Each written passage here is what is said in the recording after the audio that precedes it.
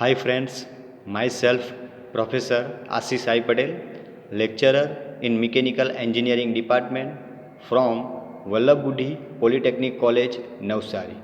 Today I will discuss about the advantages and disadvantages of self-employment from the chapter Self-Employment and Entrepreneurship Development. Now, advantages of self-employment. First advantages is self-employment develop direct linkages between the efforts and rewards. So it motivates a person to do hard work and to use his creative innovativeness which is absent in employment.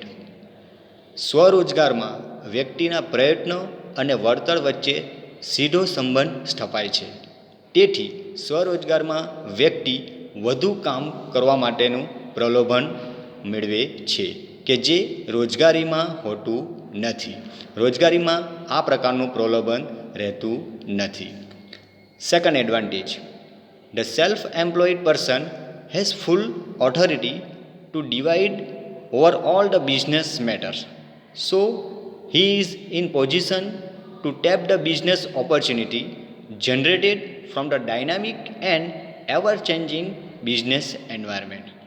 Self એમ્પ્લોયમેન્ટમાં એક જ વ્યક્તિને ધંધાકીય પ્રવૃત્તિ અને વિકાસ માટેના દરેક નિર્ણય લેવાની સત્તા રહે છે. તેથી ધંધાકીય પ્રવૃત્તિને આગળ વધારવા માટેની દરેક તકોનો સમયસર લાભ લઈ શકાય છે. Third, self-employment due to decentralized business activities encourages balanced regional economic development. સ્વરોજગારમાં વિકેન્દ્રીકરણની પ્રવૃત્તિઓના કારણે પ્રાદેશિક સમતોલન વિકાસ શક્ય બને છે. Next, self-employment prevents the concentration of wealth in the hands of few capitalists. સ્વરોજગારને કારણે સંપત્તિનું થતું કેન્દ્રીકરણ અમુક મૂડીપતિના હાથમાં જતું અટકે છે. Next, the self employment is the best way to act as a supplementary business unit supporting to large and giant business houses through the supply component spare part and other plan service. સ્વરોજગારના કારણે મોટા ઉદ્યોગોને components, spares part તથા બીજી બધી સેવાઓ supply કરીને તેમના ઉત્પાદનમાં મહત્ત્વનો વધારો કરી શકાય છે. Next, self employment facilitate the excellent use of human capital contributing to the economic growth. સ્વરોજગારને કારણે માનવ સાધનોનું મહત્તમ ઉપયોગ કરી શકાય છે અને ધંધાકીય પ્રવૃત્તિનો વિકાસ કરી શકાય છે. નાવ, disadvantages of self-employment. First disadvantage is in self-employment the micro and small unit are formed mostly as sole proprietorship.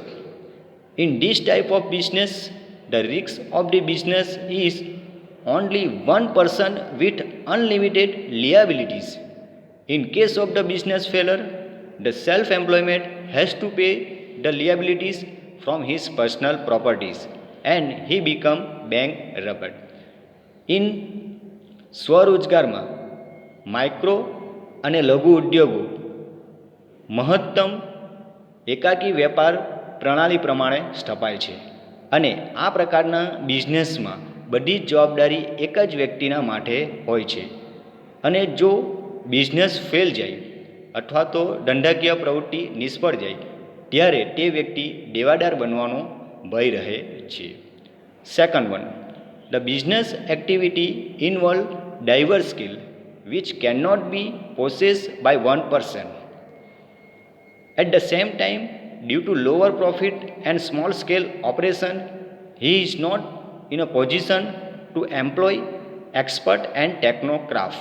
Thus, the limited capabilities restrict the business growth.